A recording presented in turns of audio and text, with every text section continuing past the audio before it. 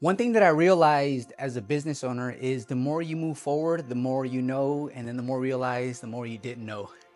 And so, you two gentlemen, I'm just extremely fortunate to be sitting here with the both of you because you guys have acquired so much knowledge, have also gained a huge network and insight to something people are really not aware of, but we'll talk about that more in a little bit. First, I like to dive into your world and how you guys came out to be the co founders of ITA Global. Go ahead and Well, it's a long story because it's been over a decade. But interestingly enough, it all started with going to Nicaragua. I took a trip to Nicaragua. I needed to go on a quick, almost like a getaway, right, with the family. But that's where I've never been so much of a childlike, moment when I discovered the opportunities a country could offer. And it was interesting, David, because at that point, when my family would say, what are you doing in Nicaragua? All I could see was opportunity. And I said, this is almost like the land of opportunity. So I came back and I told Chris, bro, we gotta go. We go to Nicaragua and then we connected on a level, we connected with some of our associates and they were talking about investment projects and mining projects.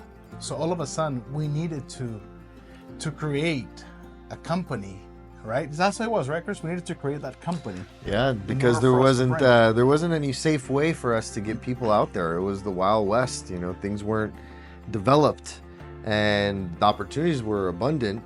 It just wasn't accessible for most people. So we tried to make it more connectable and tangible for people, and give them a vehicle so that they could go out and explore these opportunities. So, Santiago goes to Panama, Nicaragua, on a family vacation. You see business opportunities. Chris. Chris, what industry were you currently in when Santiago brought this idea to We you? were in technology. I was in technology for several years, maybe 10 plus years. And then this was sort of a wild card that came out of nowhere. Tourism wasn't the angle, it wasn't the idea, but because of investments and different things like that, it was necessary. So, when you see a niche and a void, you step there and you fulfill it. So that's what we did. And then during that time, Nicaragua was going through the evolution, right? The growth of tourism. And we didn't know that though. And being from Nicaragua though, we just, like I said, we saw the opportunity so big. It seems so clear to us. Most people just couldn't see it, but we just saw it so big. And then we just went guns blazing. We went all out, massive action. It was almost, like they say, ignorance on fire. Mm-hmm. But we had experience in sales. We had experience with customers, customer service. We had experience with a lot of that. So that made an easy transition for us. But then we brought that knowledge into the tourism space. We came from a very different angle than most people in tourism. But because we came with the investment eye, with the investor's point of view, in a sense. And that's how we just, started developing the whole journey. And, we're here, Just as pan back just a little bit. So when did you guys get started officially with this? It started off, you said, as a destination agency? Yeah, so we started as a tour operator in 2011, November 2011. Started as a tour operator, right? And it was the funniest thing because that was never the intent. And then, we went from bringing investors into Nicaragua, and then we started the evolution of tourism. At the same time, it was happening back to back. We're going way back before when Airbnb was still maybe a concept, or maybe it was very new. I don't remember exactly, but we were utilizing some of the friends that had beautiful beach houses. We would use it, and then they thought we were crazy. Why do these guys are crazy? They want to rent the house to bring some gringos down. Literally, that's what they would say, right? And then we would just come in, we would bring all the staff and create the whole experience for people. Okay. So you guys are launching, right? You guys are reaching out to individuals, businesses, and corporations. And so you got the ball rolling, and you've been doing it for over a decade. What happens to a business after a decade when going through so many growing pains? Can you guys touch on that? Well, growing pains are inevitable. So in the beginning, it can be the end of your start for many people, and that's unfortunate. But if you can withstand it and stomach it and understand that it's part of the journey and part of the process, you go through a cycle of almost education. and then you start learning, and then that helps to keep you a little bit motivated and going. The education, you feel like you're gaining from it, you're becoming a better person in life. It really helps you kind of hit the gas on self-development, personal growth, and then you start to see obstacles and challenges differently. Your perspective changes.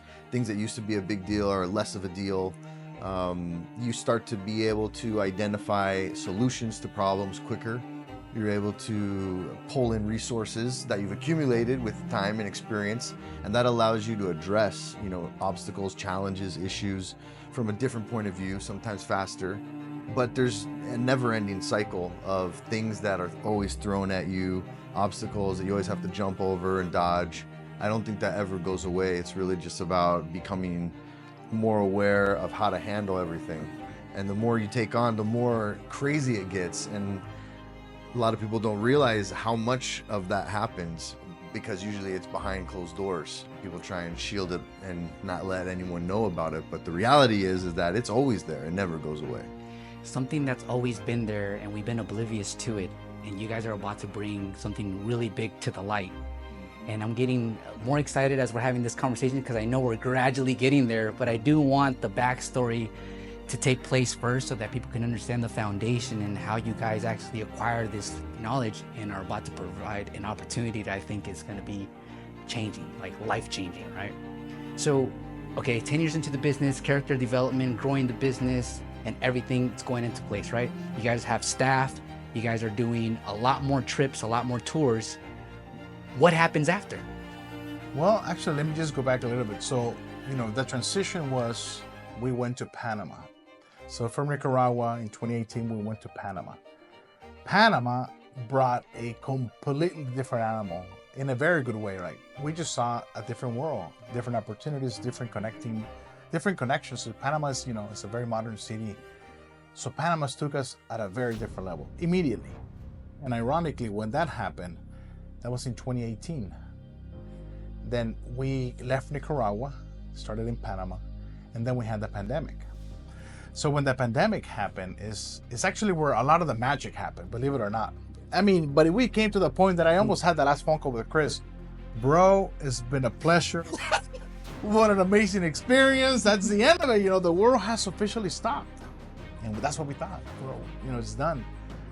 And then as I'm sitting at my desk, that exactly that went through my head. The world has officially stopped. That means that all the competitors have stopped. That means that, oh my God, Chris, bro, this is an opportunity for us to actually make something out of it. This is an opportunity, right? And at that moment, very, very low overhead. We had very low overhead. But we had a worldwide, pretty much a world that wasn't traveling, but we knew people would travel again.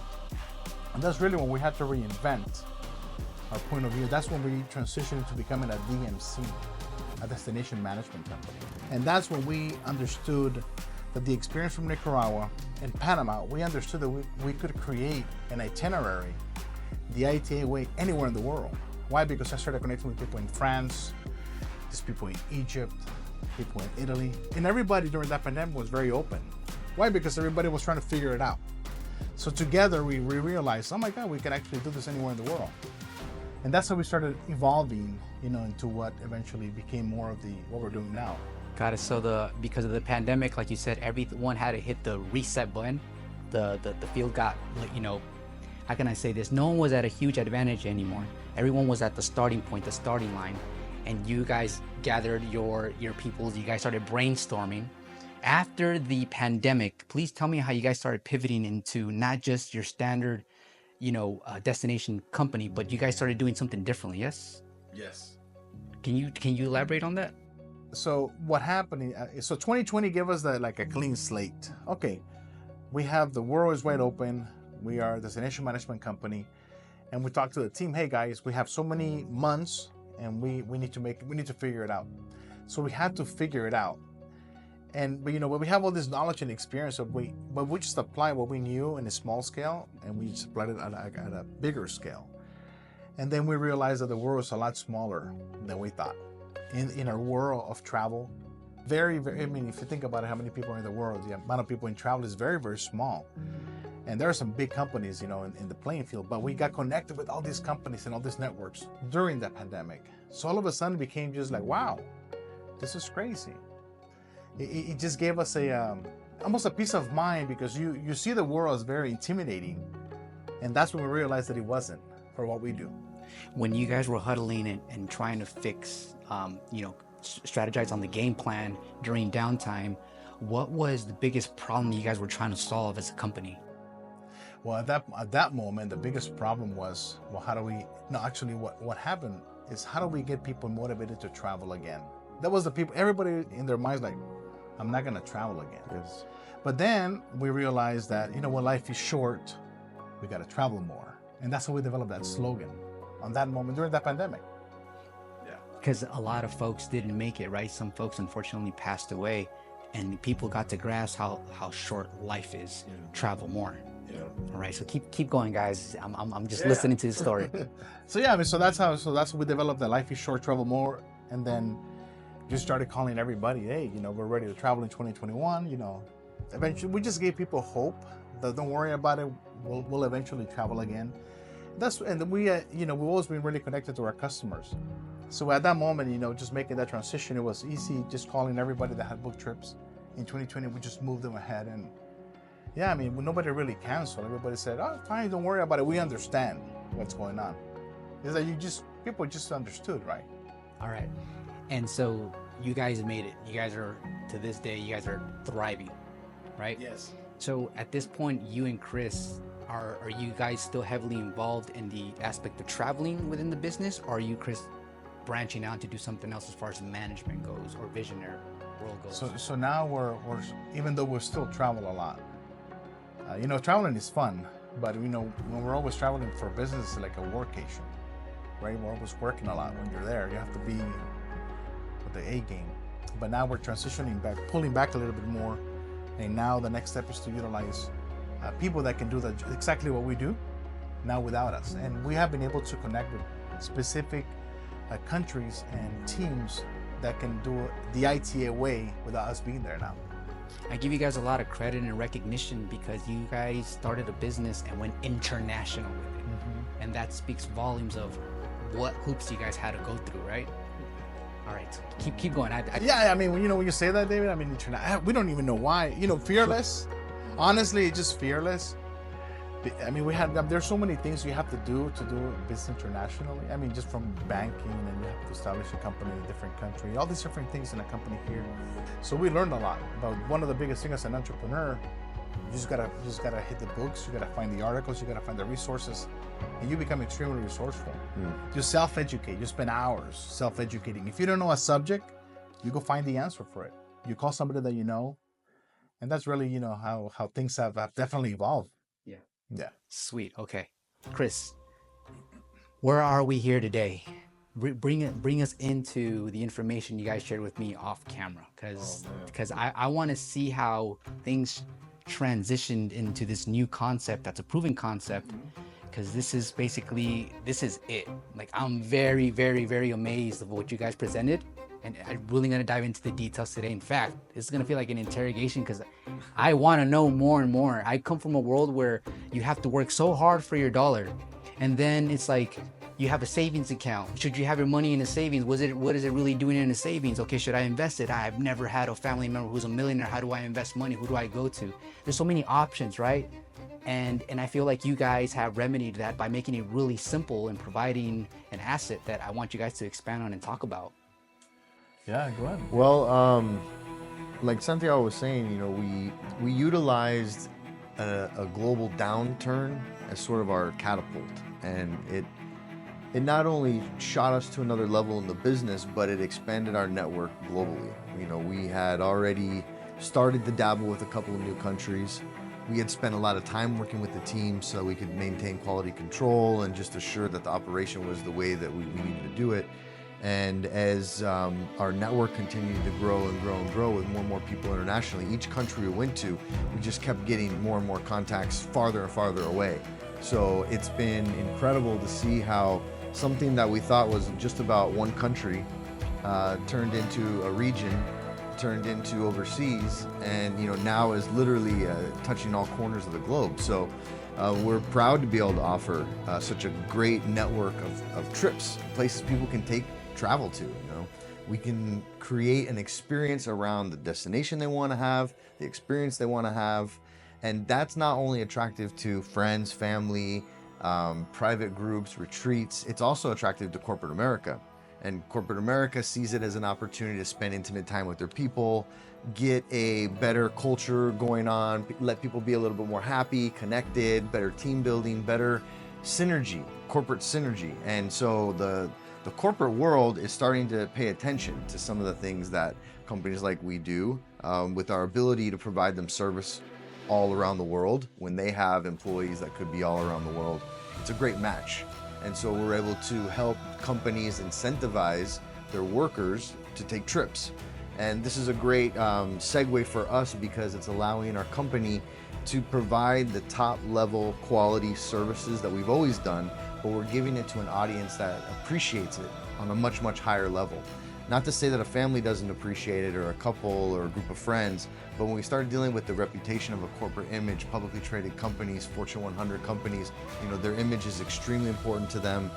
The PR message that's getting out there about what they're doing in the world, the impact they're having, the way they're offsetting the good and bad, all of that is so important to them. And it's great that our journey through travel has put us in a position to be able to receive corporations that have hundreds of thousands of employees and actually provide them with incentive trips all over the place.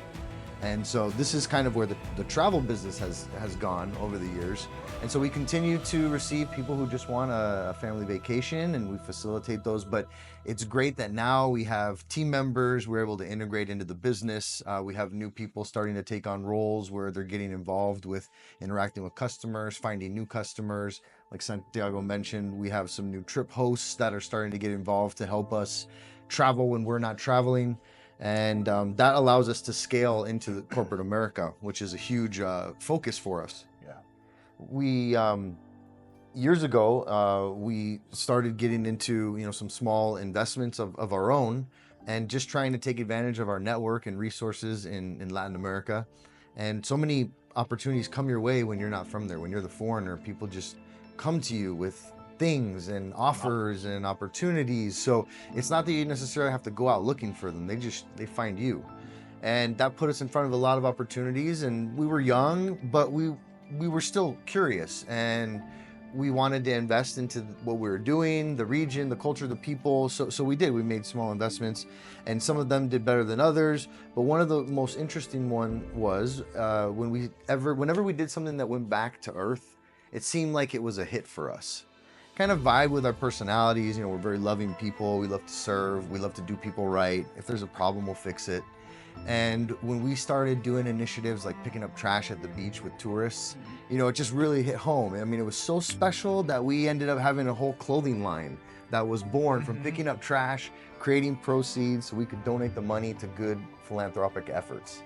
And whenever we did things that had to do with planting trees to bring back, damaged tourist zones, it was special for us because we're new in tourism, and we're trying to do something different and make an impact and be leaders in what we do. So these were all things that kind of have been crescendoing and building together and coming together in this perfect formula that's ripe for the picking now for the corporate world, if they take advantage of it, because there's never been something like what we're doing before. So now it's truly, the ball's going to be in the company's hands to figure out how true are they to their cause, how true are they to their public image, how true are they to the value they see in their employees. Do they really care about their employees, or are they replaceable? And that's going to come to light with this program that we've put together. This program. You guys, Yeah. go ahead, Santi. No, it's just very no, as I'm listening to Chris, it's like, I'm almost like playing the tape, right? It's an accumulation of experiences and people that we met, and these are something just almost magical has happened, I would say, over the last couple of years, that all these people that we met 20 years ago, right? Everybody started reconnecting. But we all now have the same idea, the same vision, the same plans, the same purpose-driven, visions, I guess. But it's people that we met years ago. Literally, the average is about 20 years ago. And it's just funny how the world goes around, right? And then just everybody started reconnecting. And then, like Chris said, just the whole journey took us to there. And I think, and everybody has a different story, but we all landed in the same place. We took a trip to El Salvador. And that's when we realized that all these people, that's the moment that was like, oh my God, all these people we met 20 years ago. And everybody was just so connected in this, with a new vision, So you have a house now filled with power players. Everyone's walked their own journey, but you guys are reunited. And basically, part of business, you guys are networking, sharing ideas. What happens now when you get seasoned people under one roof? Like what happens? It is definitely incredible because, when they say wisdom saves you so much time, and sometimes you thought you had a little problem, you give it to somebody else with experience, and that's a problem? Really? That's not a problem. This is just, So then you learn how to, what do they say? You learn how to love the problem. And then once you love the problem, it stops being a problem, right? And that's usually the philosophy that people have, right? All of our associates, they don't necessarily see it as I hate it. No, I love it. Let me love you so I can see how I can solve you. And that's usually like a problem child. All they need is a hug. Yeah, exactly. Very interesting. Okay, so all right, you gotta love your problems because your problems basically are a reflection of your fears. So if you embrace the problem, it's no longer a fear. It's right? My stepchild. Yeah. But Santiago, Chris, we have now built a network. You build a business that's stood strong even past the pandemic. You guys rekindled some relationships from folks that you guys knew 2 decades ago. What's come to the light now? I know that you guys have merged and done a partnership in which this right here is going to allow you guys to take this business and the world into a whole different investment opportunity. And that is exactly what I want you guys to hit home for us, because I think people, I found out these guys are down to earth. It's no wonder they found this opportunity. All they did was travel, love, struggle, and fix problems. And that this brings you to this new element in which you guys can actually shine that wisdom you're talking about, given all of the hardships, growing pains, but most importantly, the love for business is what pretty much got you guys here. So where are we at here today? Yeah. So let me tee this up real quick, because this goes back to a time, just to bring it into the fold, when we were the tour operator and we got a call for a couple of investors that needed to explore an investment opportunity. And so we got the job. We needed to go pick them up and show them around for a few days. And because they were high profile clients, we definitely wanted one of us to be involved. I happened to be in the country at that time, so I was in the passenger seat with a driver and a couple of investors in the back. And the entire time, the only thing they did was talk about trees. It was one of the most boring drives of my life. And I couldn't figure out why these investors were so infatuated with trees. And then as I started to get to know them and learn about who they were, a senior engineer in Boeing, someone that does extremely well, private law firm, the spouse, and I started to realize that they really probably made a lot of money and were extremely humble and just excited to learn about a new country, explore the hills of Nicaragua, and talk about their trees. And one of the weirdest things was, at one point they really started to get into their portfolio, and I just kept my mouth shut and listened. And then as they started asking me questions, I responded and got into the investment conversation with them. And that's when we really took a note of their decision to invest into these tropical trees. And at the time, it was more of just a curiosity. It was an interesting story. And I was thrilled to be able to be there courting them around as they talked about their investment. But it was very memorable. We've done so many different trips, but that was special. It was different. And those people were so quality. They weren't flashy. They weren't flaunty. They weren't pretenders. They were the real deal, and they were just cool. Like, I wanted to go visit them. And funny, I did visit them because it was such a unique experience that we became friends. And anyways, fast forward, it was a call to Santiago saying, you know, this is something interesting. I never thought or knew that you could actually invest into trees. And so it was one of those things that was a quick conversation, and it was like, yeah, that would be great. You know, one day, maybe, you know, when everything's in our favor, we'll have it in our portfolio. And who knew at that moment what was going to happen years later? So I'll let you, you know, continue No, the but story on on. that note, so that same year, bro, we are, I guess, some friends that live in Hawaii. They visit Nicaragua. Some doctor friends of mine. Hey, let's go to Nicaragua. So we go to Nicaragua. And then one of our friends, who was in the insurance business forever, did extremely well in Nicaragua, owned a large insurance company. He's like, hey, why don't you come down and see my farm? You know, let's hang out at the farm. Bring your friends. So I go to his farm. His farm was about almost 2,000 acres. It's a massive farm on the lake.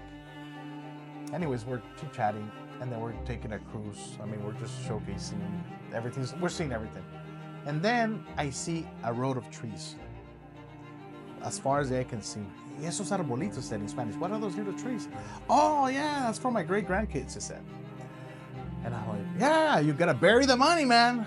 And when he said that, David, my foot was like, what do you mean you gotta bury the money?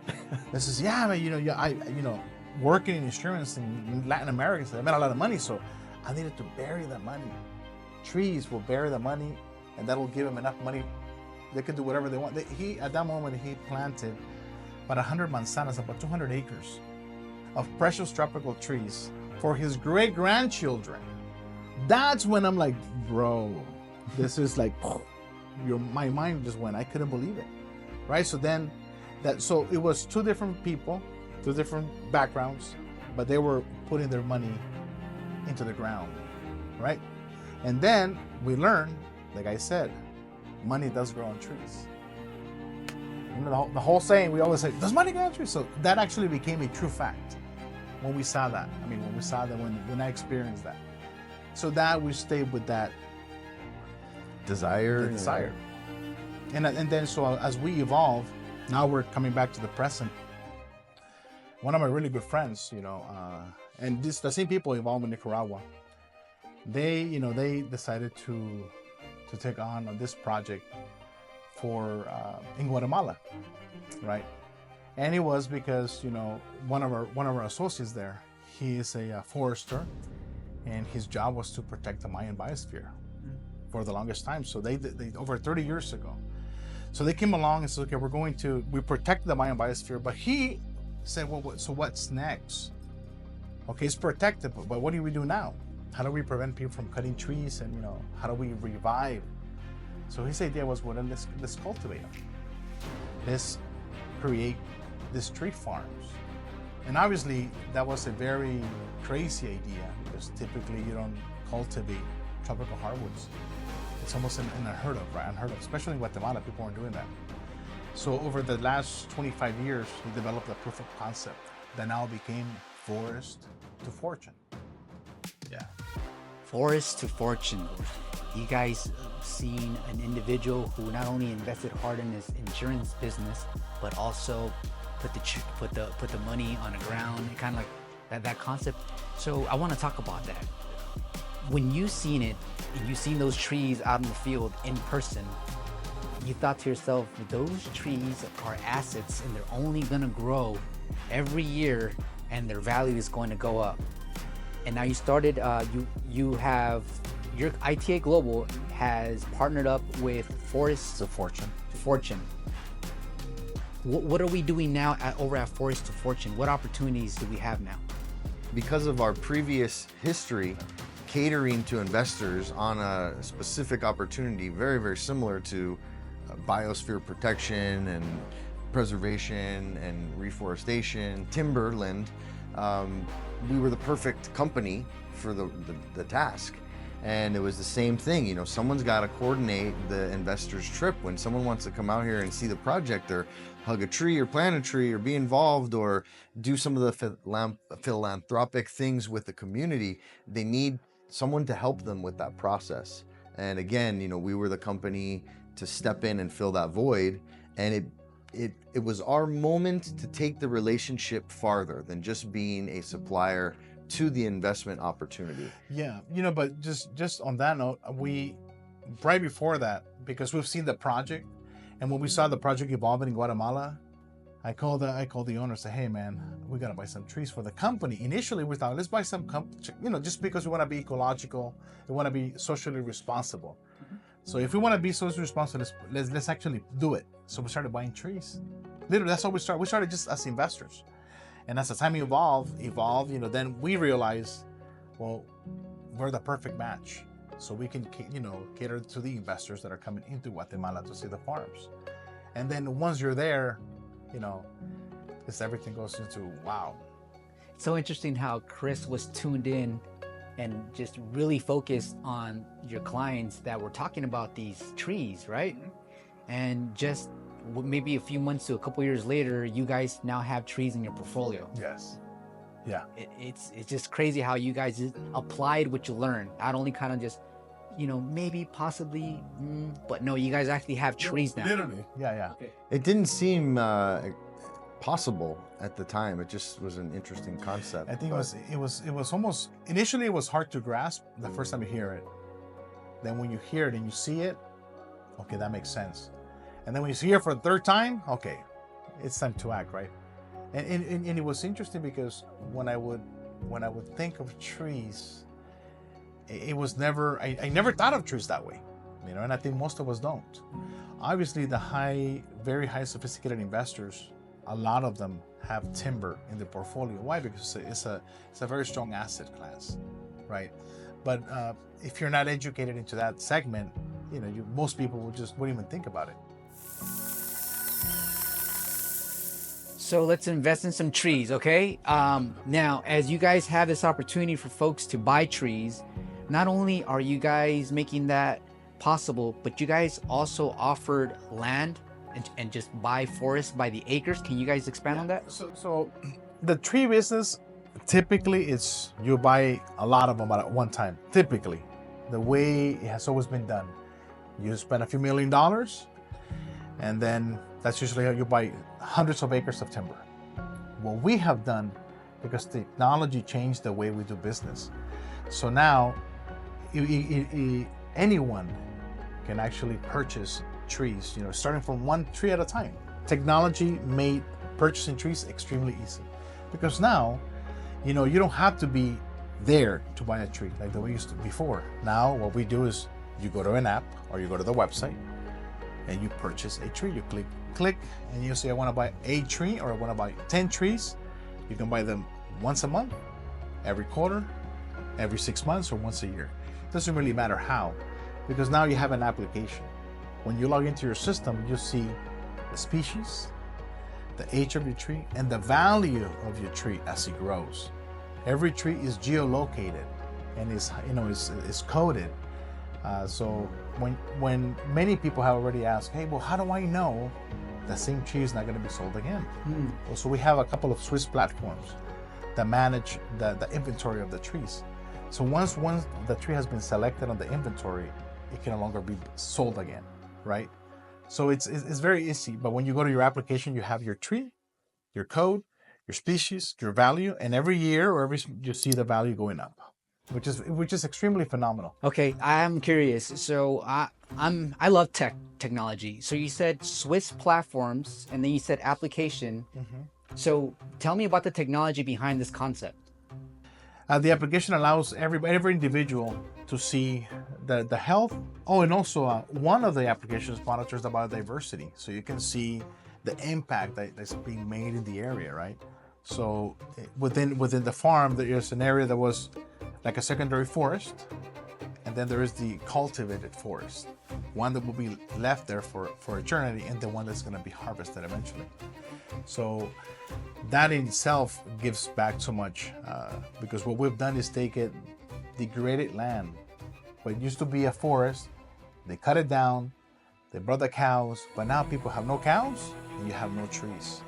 So with our vision now, we are getting degraded land, replanting and bringing back, yeah, we're restoring and we're doing a restoration and reforestation at the same time. There you go. Okay. So these trees can be purchased at an individual level, businesses and corporations. Are you guys seeing more consumer on one end than the other, or are you guys getting increase from just all levels? What's going on right now? You know what? We were part of this event in France, in Paris. It's called Change Now, which is the epitome of this, of nature, technology, and everybody that wants to help the planet. There are so many softwares that are trying to figure this out. Everybody's coming up with these technologies to monitor trees, monitor forests. So there, in a big scale, people couldn't believe this was actually possible. Even though it was very high-tech, people, they couldn't, oh my God, you're telling me that I can buy a mahogany tree in Guatemala, but I live in France, and I can monitor that through my application? No, dude, it was mind-blowing. And we're like, yeah, that can actually be done. And Javier, the forester, being there, he's also explaining all these details that they couldn't believe that was possible. Now it's possible. Before, you had to fly in, buy everything, it just was too complicated. So that was being there and seeing everybody that's loving nature being so blown away by this opportunity. It just from that scale, I think a lot of individuals now more than ever will have the opportunity to buy trees individually, which is incredible. And then you have the other area, which is investors that really want to put their money to rest. We're seeing more, the conversations are more on legacy. People that have money, they want to leave a legacy. They want a wealth preservation. So trees happens to be one of the best asset class to do that. And many of the already known multi-billionaires have that as part of their portfolio. So why do you think, smaller investors haven't really jumped on this opportunity? What do you think? Do you think that you guys will become the bridge and become an educator in the space and show people just how much they can actually double down on hard assets without losing? Yeah, we have a very strong vision on that, and we feel that vividly because, like you said, most people don't realize you can do that. Even people, like I said, we just saw in France, very involving nature. They didn't know they could do that, but since we have that specific detail, and it's not only that, it's the type of species we're growing to that has a lot of value in the marketplace, right? So you're doing two things. You're helping the community, you're helping the environment, and you're helping economics. So we call it a triple bottom line. Chris, so with corporations trying to retain high talent employees, right? Because some of these folks that are educated can just be freelancers and not go work for a corporation. Yes. What strategy right now would you say would work well for a corporation to retain that top talent? Well, it's a really good question because it's very competitive out there. Entrepreneurship is spiking at an all-time high, so everyone's trying to go free and do something for themselves by themselves. It's not easy, so a lot of people, bounce back and forth. So there's always going to be, a market of workforce, right? But the real talented ones, they're finding their way through other means. And I think it's going back to how serious are these companies out there that claim to care. Now's their time to really step up and show it. And with what we're doing and the ability for a company to touch and impact the lives of their employees, this should be front and center, for corporate America. They should be really, really paying attention. And some people claim to, but don't follow through. Some people scratch the surface so that they can claim they're doing something.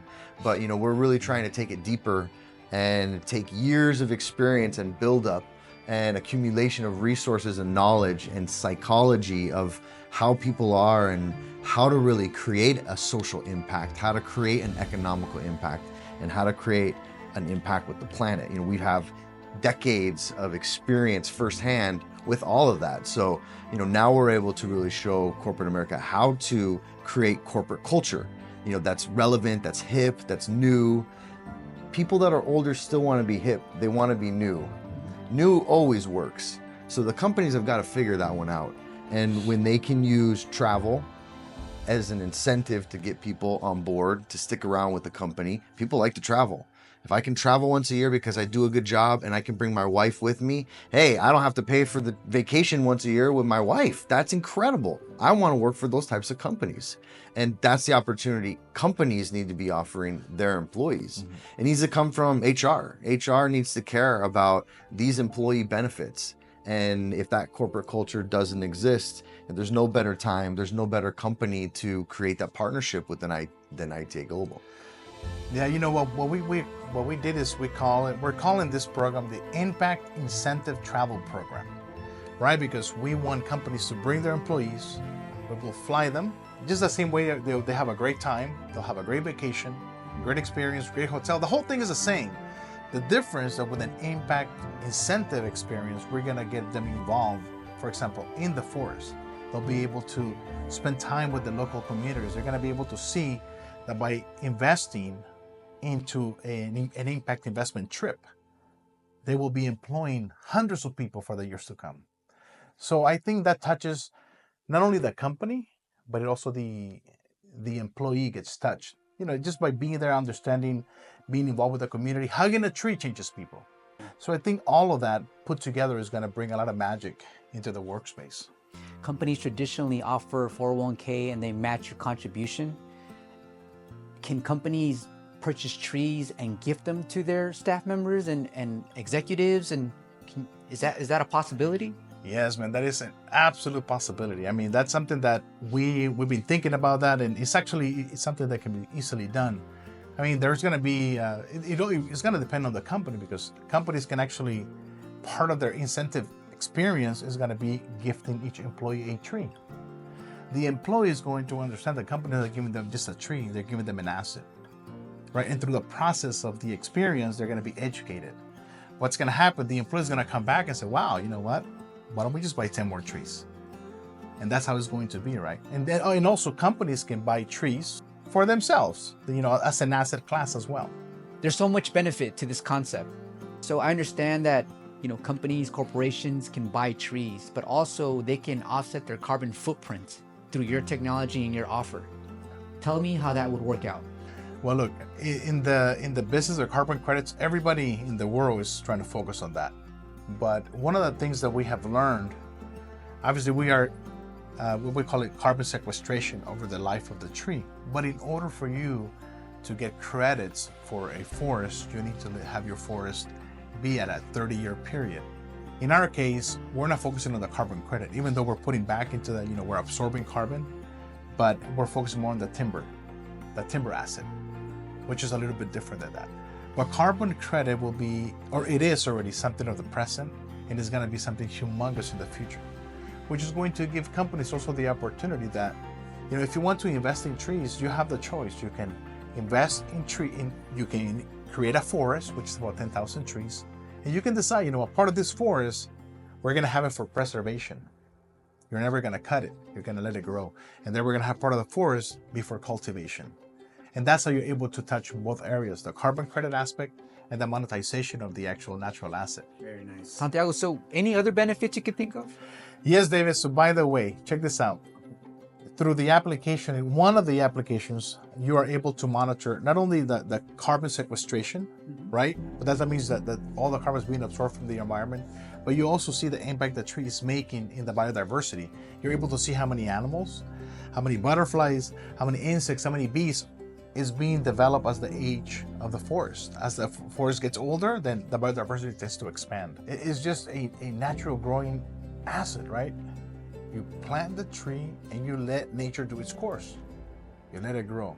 It doesn't matter what is your, what politics is going on. It doesn't matter the stock market. It doesn't matter cryptocurrency. None of that matters when it's based on nature.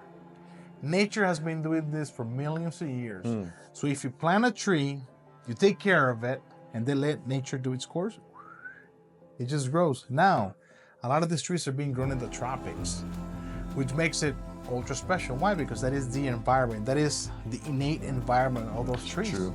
All the volcanoes. So now, volcanic soil, the rain, just, you know, the perfect place for them to grow. So anyways, what happens? Why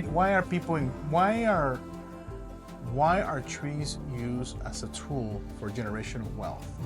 Because that is the best way to preserve money, right? Because when you plant a forest, you typically are not thinking of cutting it down to cash it out and go buy a car, right? You simply let the forest grow so your great-grandchildren can utilize the funds in the future. Yes. It's not a now thing. And I think people don't want to mess with nature. Just let it be. And because what happens when you do, then you don't reap the benefits of it. And as a society, what we've done, we want meat, so we cut the trees, we grow the cattle. But what happens over time? You have no trees, you depleted the soil, and then you have no cattle, so then you find yourself with a degraded land. So what we have done is we take degraded land and revive it by planting secondary forests and then trees for them to grow in their national assets. Now, what we do is we grow mahogany, cedar, and siricote currently in Guatemala, which are high value woods. The next question is like, oh, who's buying these pieces of wood? Who's buying these trees? Companies that make instruments, right? Companies that make guitars, companies that make exotic cars, wood trimmings on the yachts. That's who's buying these trees. The next question is like, well, why are they gonna buy it? Because there are not enough of them. So if there are not enough trees, the demand is super high. And that's what exactly we're building. We're building a future on something that is almost inevitable. What is inevitable? The demand and the growth of the population. It's just the natural course of humanity. So we're just simply gonna be having the supply for the demand. Simple economics. We call it the tree economics. And so anybody, you can be sitting out there in Barcelona, Spain, and you decide you're gonna become eco-conscious. So you go to your application, Force to Fortune, you're gonna go ahead and buy a tree with your phone, and then you're going to get a deed and a management contract, which is that tree is geolocated. Okay, so it means you can check it on satellite, and it's a tracking code, which if you decide to fly from Barcelona next year to Guatemala, you can come and you hug your tree. Eso es lo que necesitamos Okay. en los árboles, que crezca para los lados, como le pasa a las personas que comen mucho y ya no crecen de estatura, pero sí de diámetro. Y esto, aquí está, mira, probá a abrazarlo y vas a ver Sí. que ya no podés. Sí. Mira. Wow. Tiene 65 centímetros de diámetro. Sí. Which makes it absolutely spectacular, man. Absolutely spectacular. Difficult to do that on Wall Street. Yeah, you cannot do that. So yeah, so trees becomes almost a fascination, right? When you get really into this thing, it's just you always wonder, how come? Why didn't I know better? We just didn't, you know. We were just thinking of, you know what it is though. I think when you are as you're growing, especially if you're growing in a tough environment, two things you gotta focus on: food and shelter.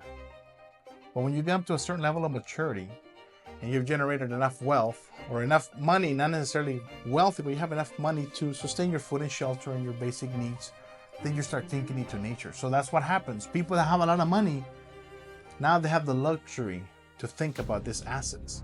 And that's how they're able to preserve the wealth, right? Because now they have time to think about. But what we have done is new generation, through technology, people can buy trees every week. You can buy a tree a week. Every time you get paid, you can click. The next question is, well, how much is a tree? Well, trees can vary depending on the species, but on average, about $500 a tree. Then what happens? So you let the tree grow, typically up to 18 years, right? And then in 18 years, you sell the tree for about 10 times more. So let's say in that case, it'll be, 10 times, about $50,000 you're gonna get. So what it is that you buy this, they say you buy this tree for your girlfriend, and your girlfriend never does anything.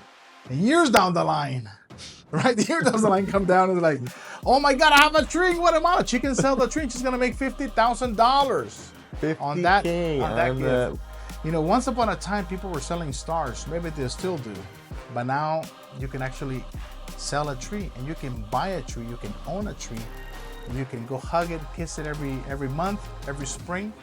And you can see it grow. Now, when the time comes to harvest the tree, you know, you're reaping the benefits of that. So yeah, man, it's really fascinating. It's just very fascinating how nature is very simple. It's actually the simplest business. You plant it and you let it grow. You know, lots of people make investment choices in, you know, risky things. They're playing the stock market, they're playing cryptocurrencies, oil and gas, and you know, there's no guarantee in any of that. At any given moment, those types of investments could go sideways with any of the swings in the market, the politics, the climate, and that's what's really fascinating about trees as an alternate asset class, because they're just like bulletproof from all of these potential risks. Yeah, it's making it a really low risk, high return asset. Definitely. It's definitely one of the questions, what happens to the fires? Well, a lot of these areas in Central America are very humid, especially like the Mayan biosphere, very humid area. And then you do it because you're developing a forestry project. So the spacing, the cleaning of the brush every time. And then obviously you have forest monitors that will prevent that. So we always guarantee the tree for growth and health. So if you buy a tree today and you get sick 3 years down the line, we are going to replace it for you. So we're guaranteeing it for growth and health. Why can we do that? Because over the last 25 years, through the proof of concept and understanding the tree behavior, we know how to take care of them. We know how to cure them. We know how to treat them. But if things go wrong, we'll just give you a new tree. And that's as simple as that. Very simple. Yeah, man. Fascinating shit. Who would have thought when we were first starting in technology, dial-up internet, going to Nicaragua for the first time, that we would be talking about, corporate trips around the world and investments in trees. Yeah, and when it comes down to that, is like, lately as we make that transition, our company has always focused. We're really heart driven. We love everything we do. We really genuinely love what we do. But when it came down to connecting travel and nature, it was like an explosion of things, right? It's like a magic happens. Why? Because now we're helping companies that want to do an incentive trip, right? We're going to call it an impact incentive experience. We're going to take them and their employees to have a good time, right? They're going to have great meals, great experiences, beautiful hotels, the whole thing, cultural experiences. But what we're doing, we're creating an impact. Why? Because they're going to navigate amongst the forest with the natives, right? All the native communities of Guatemala in this case. And they're going to connect. They're going to learn about the culture, the people, the food, the music, and then they will participate in the restoration process of this. So they'll understand that by growing trees, they're making an impact in creating employment for the next 18 years, which is a long term. So traveling will become more than just the trip. It becomes it's almost like a legacy. The company is going and putting a seed that's going to create a legacy. Why? Because if the company gives the employee, right, they give the employee a tree as a gift, that employee now has a growing asset. They can always go back next summer and they can buy now more trees for themselves and their family. So then the cycle continues. Well, let me tell you something. What's interesting. So we got invited to participate in this project in one of the Central American countries. They have focused a lot in crypto. So we went and we understood that they have been highly degraded. They have a highly degraded forest. Right over the last century, they've taken out, I don't know, they have over 800,000 acres of degraded land. So what is the what is the solution? The solution is very simple. Everybody understands that in order to create a green economy, we need to restore through secondary forest and cultivation. And in this case, the plan would be to grow 16 million trees over the next 10 years. What does that really mean in economic terms? I mean, the average price of a tree right now is about, I'm sure it's about $9,000 plus. Simple math, 16 million times 9,000 is $144 billion. That is an industry that for the next 18 years is going to create jobs for the entire generation. It's going to create a new industry, which will be the timber industry. That industry from foresters, agronomists, precision agriculture, technology, everything will be involved that creates all these different jobs for the next century. It's just really fascinating. So if they really take it like that, what's going to happen that if you come to the US and you're working really hard and then you're going to go to your application, you're going to say, okay, this is my country. I'm going to buy a tree. Now that I got paid this Friday, I'm going to buy my tree. And then you're saving with trees. So what happens when you go back home 18 years from now, you're going to pull out your green ATM and you're going to cash it out. That's why we love trees. The vision for ITA Global, as of now, it is to really dominate the space of travel in a very unique way by creating impact incentive experiences. Yes. Right? Why are we going to do that, man? Because we understand that there's so much value in the forest space that we're going to be able to educate organizations to take their employees to that level. Yeah, it's really about bringing value, and you can bring perceived value, you can bring value like surface level, but when you can bring value that extends into someone's future, it impacts their future family, their future finances. That's a really major impact. And so, I mean, this is what we're doing, man. We're opening up the door on a much deeper level. We're giving the employee-employer relationship a way better possibility to thrive, and for that to be really healthy and strong. It creates good work culture, like we always talk about. It helps companies retain talent. It helps them recruit new talent. So these are just so many benefits in this. I mean, sorry, but I was gonna say, as you know, I mean, companies' goals are now to, they gotta really participate in conserving, right? In social responsibility. Big time. Became now a bigger why they gotta do this. So social and corporate responsibility, and the impact incentive experiences meets all that criteria.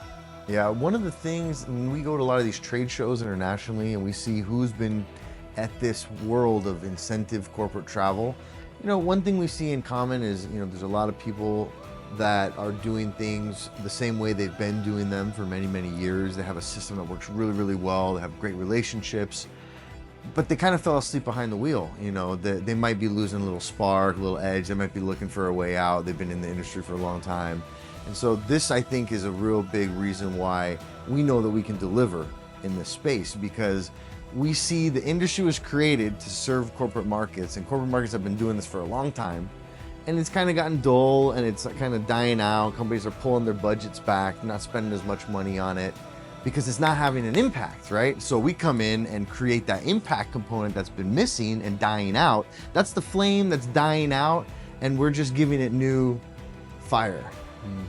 So with that, there's going to be this uprise in this whole incentive world. And if you're just doing an incentive trip to take a beach vacation and nothing more, I mean, that no longer is cutting it. We're trying to take that message farther.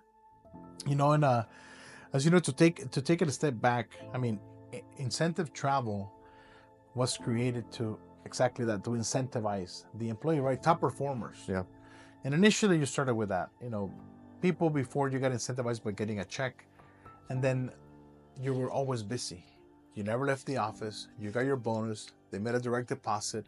Your wife used it up. Work. You had no idea that it was even there, and you never left. So then that's why it started taking top performers. They started taking them on vacations. Yep. And then that has become a big trend. It's still a big trend. But now imagine we take a top performer on a vacation with their spouse that has an impact in society and environment and economics. So all that together becomes extremely valuable. Now, if you are a top performer, your mind always goes the next level. Yes. And you will simply understand that by doing this, by your organization investing into an impact incentive experience, you're going to be helping the community at a huge level. And then what happens? You come back home feeling relief. You're feeling much better. You're feeling relaxed. You're feeling that you gave back. Yes. Right? You have the satisfaction that you gave back. So that's some of the, as human beings, even though we have been in technology and we are going way beyond, I think the human touch is always necessary. And when people can touch nature and humanity at the same time, I think it's a win-win formula. And they can get that on a 3 to 5 day trip. And, we'd always hear back in the day, companies going to Costa Rica for corporate retreats. We'd hear about people going to Mexico, Cabo, Cancun, right? And I think people felt comfortable to those destinations that were close by. Now, bringing ITA Global's almost 15-year network globally as a footprint, these companies can now send people in large groups or small groups to multiple destinations. So I think it's time for the companies to recognize how they can scale their incentive programs. It doesn't have to be a reoccurring trip every year to Cancun or every year to Costa Rica, where even that initiative becomes dull. This is the initiative that a company can take that keeps on changing. It keeps on being dynamic. It keeps on being relative. So the relativity of what we're doing, hello, corporate America, wake up. But now that you say that, you know what's crazy? Now that you say that, I mean, companies can take somebody from California, let's say we take them to Egypt, but if it's an impact incentive experience, they can still benefit the environment. Why? Because we're still planting trees and gifting trees to those employees if it's an impact incentive travel, right? So they don't have to go to the destination where the trees are. Why? That's why technology has changed the way we do everything. Changed everything. Because the employees say, okay, everybody, today is the last day of the event. Everybody look at your phone. Oh my God, you got a tree. And then you can log into your application. You can see the tree that you now own in Central America, where you're having a hell of a good time out there looking at the pyramids of Egypt. Most companies don't just give away money, but this is their time and their mechanism to do that in a way that works economically. We're able to privatize these forests for a company. I mean, walking into Mark Zuckerberg. Hey Zuck, let's go to the forest, bro. I want to go have a barbecue this weekend. Let's go to the Meta Forest. This is incredible that companies can put their name on a forest. Imagine what they can do with that in the future. Mm-hmm. Imagine what they can do with that in the immediate moment when they start this journey. They can immediately involve everybody that they employ. They can involve all the families of the people they employ. Or they can keep it all to themselves, or they want to be greedy bastards and they can make all the money. It doesn't really matter, but the opportunities there are really wild. Yeah, you're right. I mean, so Google can have a Google Forest.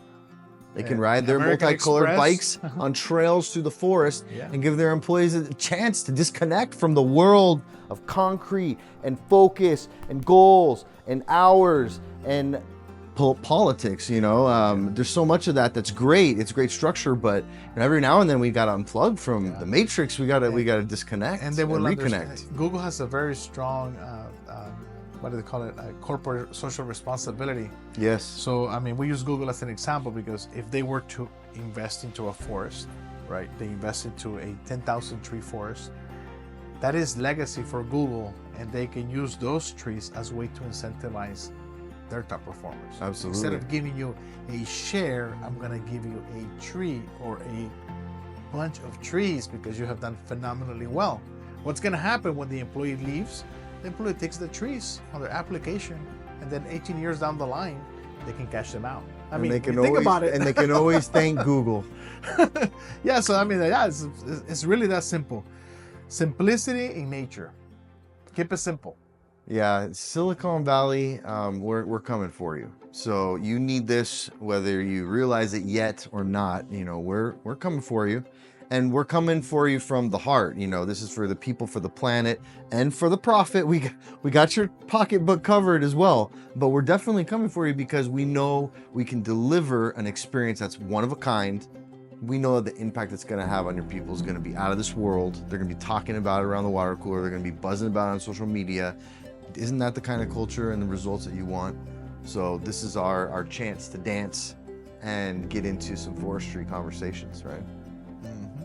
I am extremely confident that through this initiative with ITA Global and Force to Fortune, I'm confident that we are going to be a key player in the future of impact incentive travel, because we understand it from the ground up. We understand what it is to give back. We absolutely understand what it is to make an impact in a society, in a community, the way we did with the Acachimba back in Nicaragua, right? Absolutely. How we were doing all this, cleaning up the rivers and reforesting like the lagoons. I mean, we saw it firsthand, but now taking this to a corporate level, I mean, this is gonna be incredible. So if you are a DMC, and if you're looking for something different, and if you want to do a collaboration, you want to bring your clients to Latin America, or actually it doesn't really matter. Once you connect with us, there's going to be a lot of synergy. And all the benefits are for you as an organization and for your client who's going to benefit from all this. So just letting you know, ITA Global is definitely going to lead the way.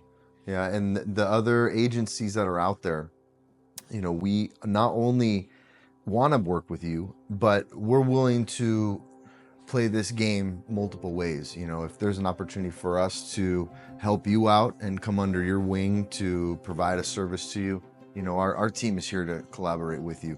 If you can be of service to our organization in some part of the world, we're happy to do that collaboration as well. But what's exclusive and what can't be replicated in other areas is our impact incentive program, the way we have it designed. So you can confidently team with ITA Global to sell unique services to your clients. If you have a book of corporate clients and they're accustomed to taking incentive trips, but they're trying to justify, is it worth it? Is there an ROI? Is it worth the spend from the HR budget? These questions can easily be answered with a yes when we're tying in the impact situation. So this is the time for these two different roads to come together.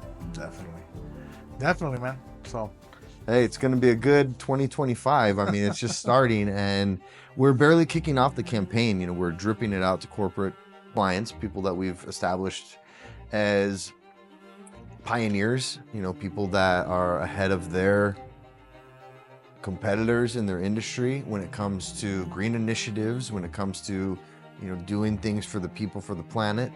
And so anybody who's there, kind of a visionaire in that aspect, or anyone that's trying to launch a green initiative or a green project, this is for you. This is your time to shine.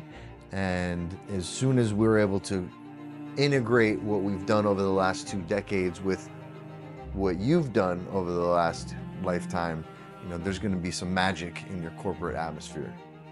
people ask, how do you compare it to stocks? And actually we can't. It's not comparable because it's a very different asset class.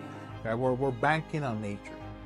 But the biggest difference is that if you buy a stock, things go typically up or down. If you get really lucky, you're gonna make a lot of money in it. But if you want a secure asset that gives you, the returns are 10 times, right?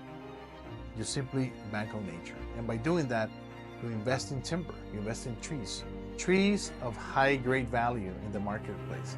And that's exactly why this is a safer bet. Why should you invest in nature?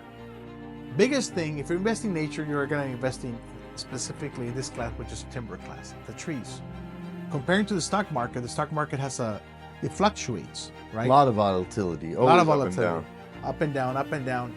But trees, Let's they only know what to do one thing. They just know how to grow.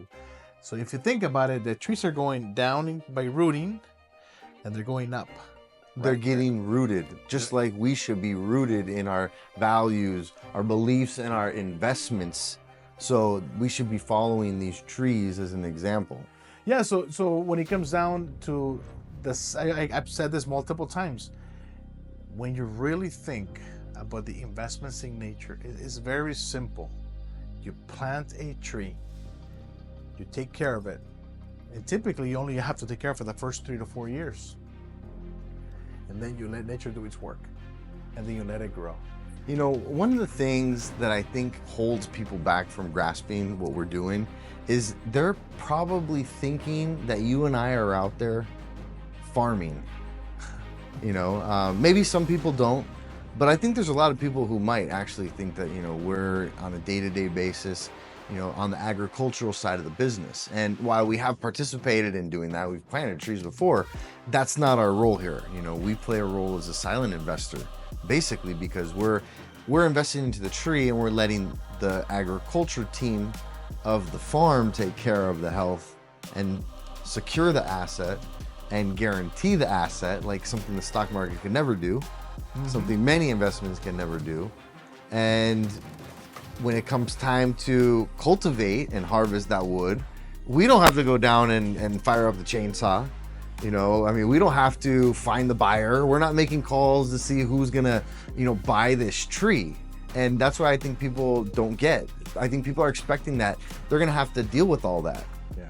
And even though the opportunity walks someone through the course and explains all of this, people still just come to their conclusions. You know, they have these visual ideas of what it is, and it's probably completely different than what people are thinking. You know, one of the things that we have done, and one of the most educational trips that you can take is do an impact investment discovery trip. Typically, this trip is about 4 days, 3 nights, and you fly into Petén, Flores, Guatemala, and you actually get to meet the entire process of the tree, from planting to growing to harvesting, and then transformation.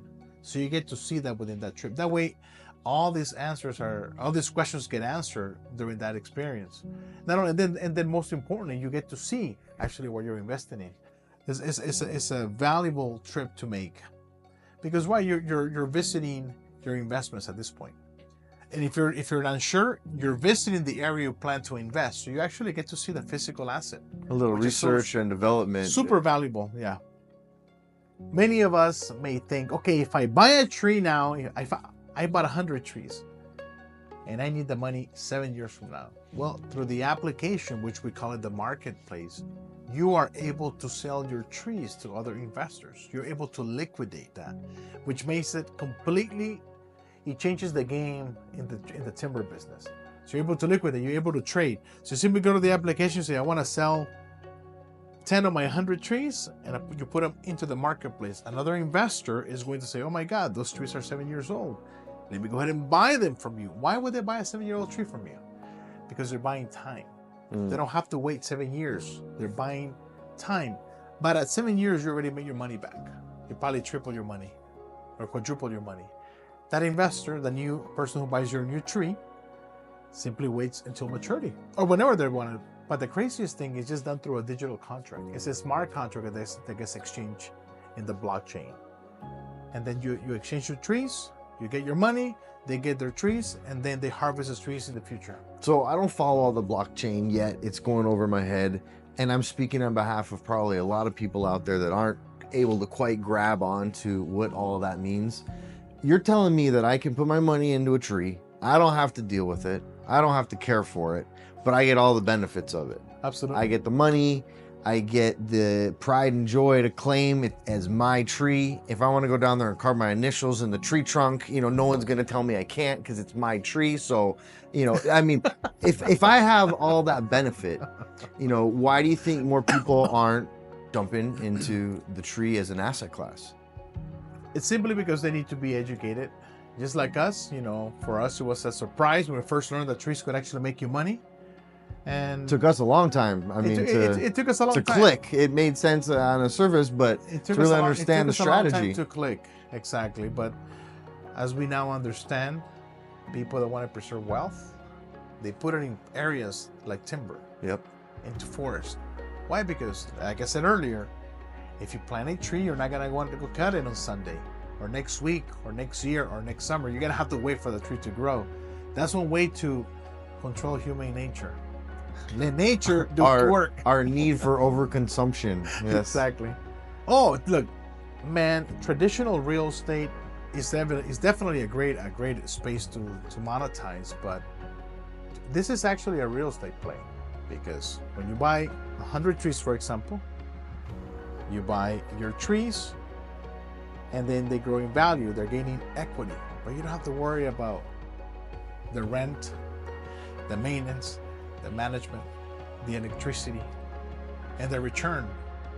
It's, you know, 10 times the amount invested. So it's a very different, it's a real estate play in the sense that you're actually getting a physical asset, but you don't have to worry about all the other stuff. But ironically, there are benefits into this, right? There are tax benefits that you can actually save in your taxes the year you invest. There are different IRS codes in the US that allow you to do that. And when you buy a tree, doesn't it work just like a car or any other type of asset where I have a bill of sale that says I actually own this asset? Yeah, exactly. You get a bill of sale and you get your management contract, which is, you know, for the life of the tree. So And that's what guarantees me that if some crazy thing happens, I'm protected. correct.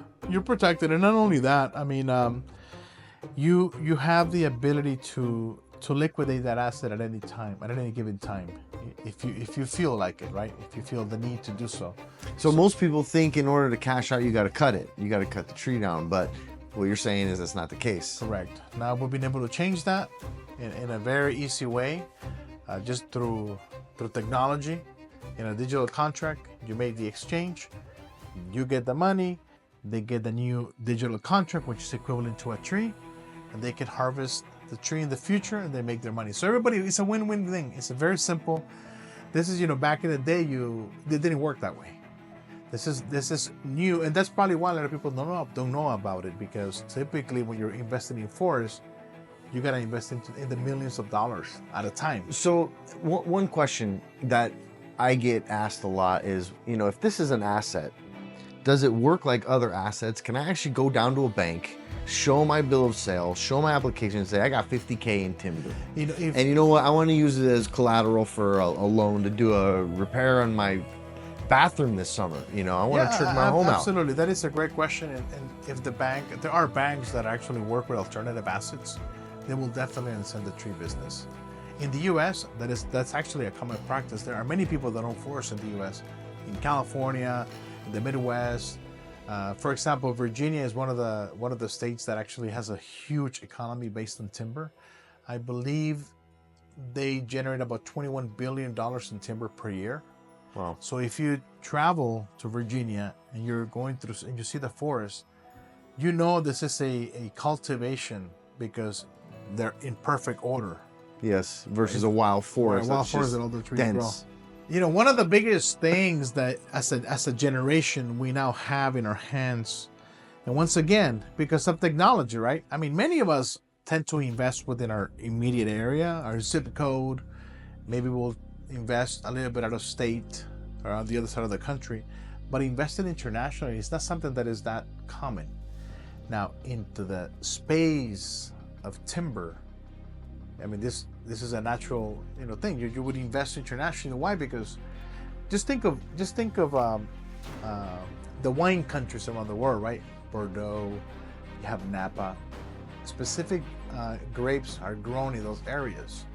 So specific trees such as mahogany, siricote, cedar, and other tropical species only grow in the tropics. But because of technology, you're here in Hacienda Heights or in La Puente or somewhere in Texas, and you can buy a tree in the tropics. So you become an international investor automatically. And because of technology, once again, you log into your application and you can see what your tree is doing for you.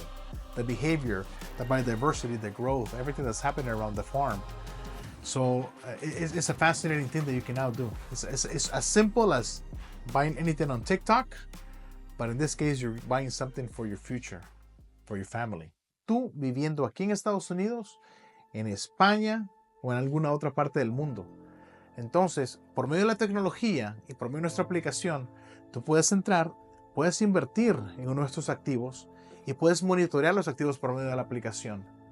O puedes visitar los sitios de Centroamérica donde están creciendo tus árboles, porque tienen las coordenadas de GPS, están etiquetados, entonces tú sabes muy bien exactamente dónde está tu árbol y cuál es tu árbol.